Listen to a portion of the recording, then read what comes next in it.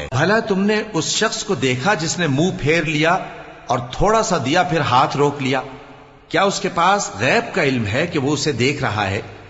کیا جو باتیں موسیٰ کے صحیفوں میں ہیں ان کی اس کو خبر نہیں پہنچی؟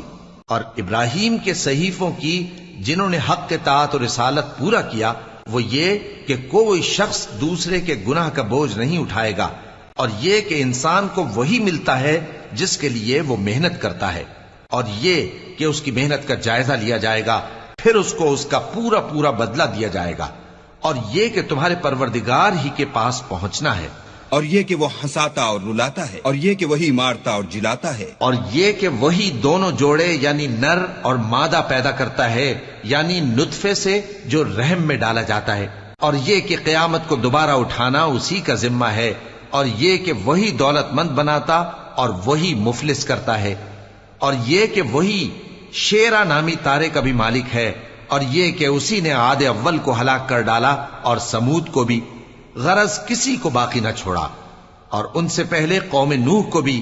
کچھ شک نہیں کہ وہ لوگ بڑے ہی ظالم اور بڑے ہی سرکش تھے، اور اسی نے الٹی ہوئی بستیوں کو دے پٹکا، پھر ان پر جو چیز چھا گئی سو چھا گئی۔ تو اے انسان، تو اپنے پروردگار کی کون کون سی نعمت پر جھگڑے گا؟ یہ پیغمبر بھی پہلے کے خبردار کرنے والوں میں سے ایک خبردار کرنے والے ہیں۔ آنے والی یعنی قیامت قریب آ پہنچی، اس دن کی تکلیفوں کو اللہ کے سوا کوئی دور نہیں کر سکے گا۔ اے کافرو، کیا تم اس کلام پر تعجب کرتے ہو اور ہنستے ہو اور روتے نہیں؟ اور تم غفلت میں پڑے ہو تو اللہ کے آگے سجدہ کرو اور اسی کی عبادت کرو۔